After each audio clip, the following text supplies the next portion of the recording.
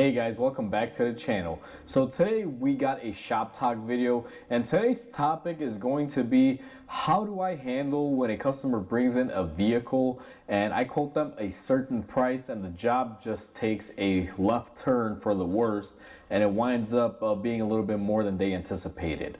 Now, before we go ahead and get into this topic, guys, if you guys haven't subscribed to the channel, go ahead and hit the subscribe button down below and definitely smash that like button because it helps the channel out. And with that said, let's go ahead and get into today's topic. So today's topic is going to be how do I deal with a job that I've quoted the customer a certain amount and it winds up taking a turn for the worse and it's going to wind up costing them a lot more money. Now, I've done a lot of videos regarding labor times and how I raise or reduce labor hours based off of Mitchell depending on the condition of the car. If I'm working on a car that's more rusted or more hard to work on because someone's modified it and vice versa. But I never really talked about the scenarios where the car is perfectly stock, comes in here and you take a standard thing like a brake job and it winds up going south on you, and you have to wind up telling the customer that, hey, I know you brought it in to do brakes, but now we need to do this because we ran into the situation. And that's what we're going to be dealing with today and talking about. Now, this past weekend, I had a vehicle in here. It was a Honda, and the guy called me. He's a good customer of mine, and he told me, hey, you know, my car needs brakes. Can I drop it off this weekend? Have you look at it? I was like, sure, go ahead, let's drop it off.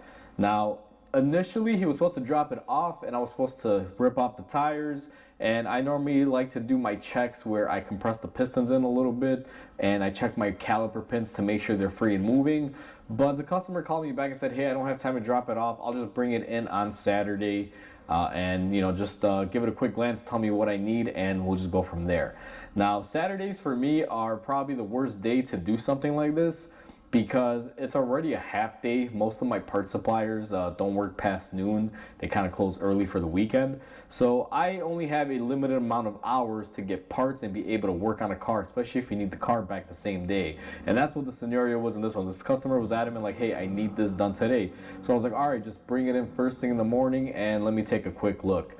So I brought it in and got it racked up, took off the wheels, inspected them. My front pads and rotors were basically needing to be replaced. They were almost metal to metal, but they were pretty even and everything looked good. I even took my screwdriver and compressed the caliper pistons in just a little bit to make sure they were moving, and everything checked out. So I was like, okay, we just need pads and rotors. I called the customer, give him a quote. He's like, go ahead, do it. That's perfectly fine. So I'm like, okay, cool. So I got the green light. I ordered the parts. I started ripping the car apart, and I took off the calipers on both sides. When I typically work on a job it's pretty straightforward. If I have a certain wrench size in my hand and I got to do the same thing to both sides, I'll do it to one side and then go to the other side and then just step by step it on both sides one at a time. It just makes it a lot easier. That way you're not going back and forth looking for the same tool over and over. So that's just my style. But either way, I started off by removing the passenger side caliper pin bolts, got the caliper swung up, moved it out because I already had compressed them a little bit, did the same thing to the driver's side, pulled it out, I compressed them a little bit, went ahead and I removed my brackets on both sides and I removed my rotor. I cleaned my hub surfaces and everything, and in my mind I didn't figure to compress the caliper pistons right away because they did compress for me and everything looked good. So I proceeded to do all that, and then once I cleaned the hub and everything was torn apart, ready for reassembly, I didn't have any parts, so I said, okay, let me go ahead and push my caliper pistons in and prep it. So I took my caliper piston tool, go to the first caliper. It goes in about, I want to say 3/4, and then the last quarter just didn't want to go in. I'm trying, and nothing. So I was like, okay, let me go to the driver's side. Let me try that one. The driver's side, it didn't even move more than 1/4 from where I had initially moved it to, and then out of nowhere I just see brake fluid coming out of the boot, and I was like, oh crap. So I just quoted this guy for a regular brake job, and now the calipers are bad. And I was like, wow, I didn't expect it, because when I went in there with a screwdriver, they moved. Now, I want to say that I am partially somewhat to blame for this because I should have compressed them before I made the call on it. But since everything moved, I was like, okay, it's straightforward. The car wasn't even that old enough to indicate that it needs calipers, and it definitely wasn't even high mileage or anything. This car had like 70,000 miles on it. So typically you don't replace calipers that early. So, I pretty much accept some of the blame on this. I should have been a little bit more thorough. But the situation that I'm in at this point is I have to call the customer and tell them, hey, guess what? That brake job just turned into more money because now we need calipers. We got to bleed the system, and it's a little bit more work and a little bit more parts. So I made the dreaded phone call. Now, before I made the phone call, I got all of my parts prices and labor times and everything, and I estimated everything out to what it would be. And I called the guy and I'm like, hey, listen, I do apologize. So I quoted you on the brakes. When I went ahead and I started working on it, I went to compress the caliper pistons, and initially they moved, but after I went in there to push them in all the way, they just froze up. One side is leaking and the other one refuses to go in all the way. And it was gonna add about $200 to $300 to the bill. These calipers were not cheap. And the guy was like, oh wow, really? And just asked me a couple questions, but he was pretty nice about it. Again, he's been a customer of mine for a while. He's a pretty cool guy. And I even told him, like, hey man, listen, I do apologize. I'm like, I am partially to blame for this, because typically if you drop the car off and I have a little bit of time, I'll pull the caliper off and I'll actually compress the piston to make sure the caliper is good, and I'll check the pins. But in this scenario, since we didn't have it in here earlier and you just kind of dropped it off today, since it is a limited day, I was in a bit of a rush. I might have overlooked this step. It's partially on me as well. I can't be blamed for it being bad, but I could have been a little bit more thorough. And the guy being, a good guy, he's like, hey, Mike, listen, I understand. He's like, I should have dropped it off earlier for you too, not just bombard you the day of. And he's like, I'm also in a rush. So he's like, I completely understand. He's like, I don't blame you for this. It is what it is. Just, it's something that happened. And he's like, go ahead and do it. He's like, I got to do it. He's like, I need the car back. And he's like, my main concern is, do I get my car back today? Are you able to finish it?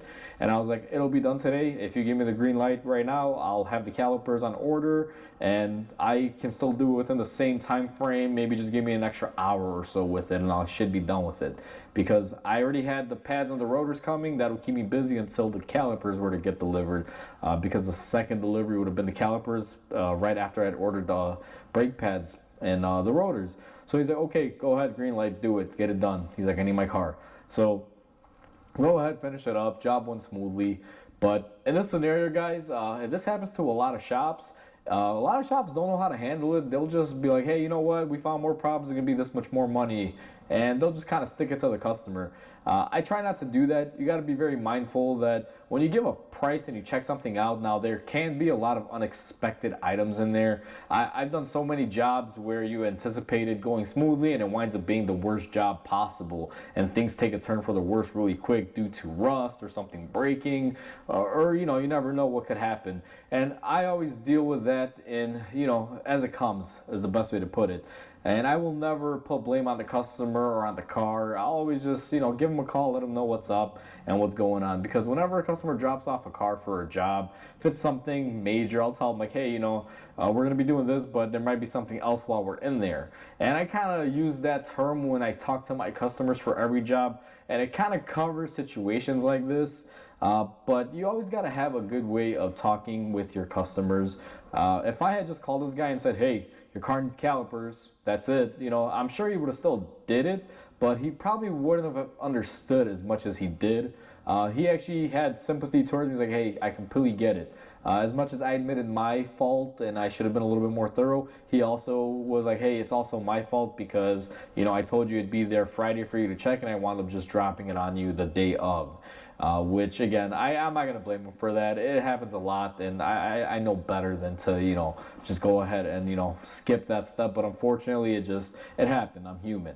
But at the end of the day, guys, I just wanted to share this with you because this can happen to anyone, and it's not always necessarily that the mechanic shop or the mechanic himself is bad. It's just sometimes things like this can happen and arise. In my mind, if you had told me that car was going to have bad calipers, I would have never believed you, because it's only a few years old and it has around 70 or 80,000 miles, I believe it had. And I'm like, there's no way it needs calipers this quick. And the brake pads were all worn evenly and perfectly. I just didn't expect any issue. And when I initially compressed the calipers, the pistons pushed in and the caliper pins were sliding. So I was like, okay, standard brake job. But another day, it is what it is. So if you run into a situation like this, guys, as long as your mechanic is explaining the situation and how it happened, and it's not something too far-fetched, sometimes you just have to accept it as, hey, it is what it is. There's nothing you can do. One thing I always tell people is always verify. If you're really skeptical of what happened, go back in and have them show you. Or, if a mechanic says, oh no, I can't show you this or that, then I would be a little bit more worried. Because I always tell my customers, if I run into an issue, the best thing for me is to call you, and if you're able to come to the shop and I'll bring you back here and show you what happened or what's going on, that honestly is the best way. Because you get to see firsthand, I get to explain it, and it's more understanding towards the customer, and then they'll be like, okay, I completely agree with you and I understand where you're coming from in scenarios like that. So if a shop is hesitant to share information and not show you, I would be very skeptical at that point. But if you do wind up getting a phone call like this, sometimes as long as it's logically making sense and it fits the situation, as long as you ask a couple questions and look at your information, you should be pretty much, knowing what's going on. But if you ever feel like you don't, then you may want to ask some more questions. But either way, guys, I just wanted to share this video and show you guys how I deal with the situation. It's not really a real crazy topic. Maybe most of you won't even care for it, but I thought I'd share. So with that said, guys, hopefully you guys enjoyed this video. Please comment, like, and subscribe because it definitely helps the channel grow. I hope you guys have a wonderful day, and I'll catch you guys on the next video.